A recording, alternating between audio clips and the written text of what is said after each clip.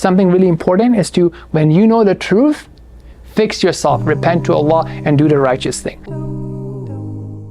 ولقد آتينا موسى الكتاب وقفينا من بعده بالرسل وآتينا عيسى ابن مريم البينات وأيدناه بروح القدس أفكلما جاءكم رسول بما لا تهوى أنفسكم استكبرتم ففريقا كذبتم وفريقا تقتلون وقالوا قلوبنا غلف بل لعنهم الله بكفرهم فقليلا ما يؤمنون ولما جاءهم كتاب من عند الله مصدق لما معهم وكانوا من قبل يستفتحون على الذين كفروا فلما جاءهم ما عرفوا كفروا به فلعنة الله على الكافرين بئس ما اشتروا به أنفسهم أن يكفروا بما أنزل الله بغيا أن ينزل الله من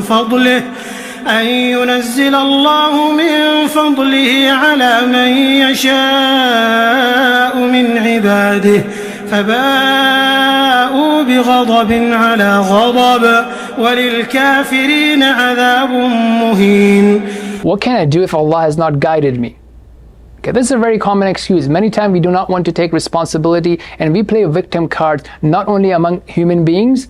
Oh, I have this situation, that's why I'm not successful. I have this and that, that's why I'm not working hard. The same thing we do with Allah subhanahu wa ta'ala. May Allah protect us from that. And Allah subhanahu wa ta'ala clarifies this in these verses. It's not that Allah subhanahu wa ta'ala has just made their hearts hard and have turned them away from guidance. It's because of two key things. So first thing we learn here is that they rejected the truth. They denied the truth. They stayed away from the truth. That has what's led them to being more and more misguided.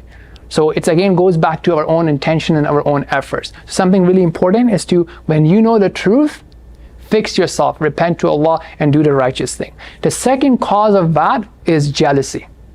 And this is something really important. So what happens is that you are jealous of someone else. So you think that they are not deserving of the success that they have deserved. You think that you are more deserving of that success, or your people are more deserving of that success. And this is what leads to a lot of harm. You become ungrateful to Allah subhanahu wa ta'ala because you're using your own card to distinguish between who is deserving of what. Kind of like what Shaitan did, right? He was very pious and obedient to Allah subhanahu wa ta'ala as long as the commandments fulfilled his purpose. They were aligned with his own interest. But as he saw something that he didn't like, he quit. And something really important, are we becoming distant with Allah subhanahu wa ta'ala when some results happen? We do not get success, someone else gets success. We think we are more righteous, we have put in more effort. Are we becoming ungrateful to Allah subhanahu wa ta'ala?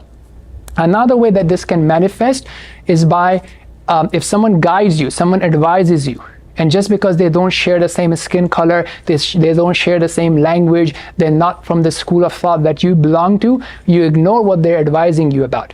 Do we have that sort of characteristics, or are we truth seekers? So something again really, really important to consider. And then lastly is the notion of we actually rejecting the religion when it does not coincide with what we want. So everyone has desires, and that's not an issue, but the issue becomes when you love your desires more than the will of Allah subhanahu wa ta'ala. That's where things become corrupt, and that's where you get away from Allah subhanahu wa ta'ala. So once again, let's take a look at, are we rejecting Allah subhanahu wa ta'ala? Are we delaying obedience to Allah subhanahu wa ta'ala? What kind of jealousy do we have? How are we manifesting jealousy in our life? And when it comes to our own desires and the desire of Allah, or our desire of our friends and the desire of Allah, who do we prefer?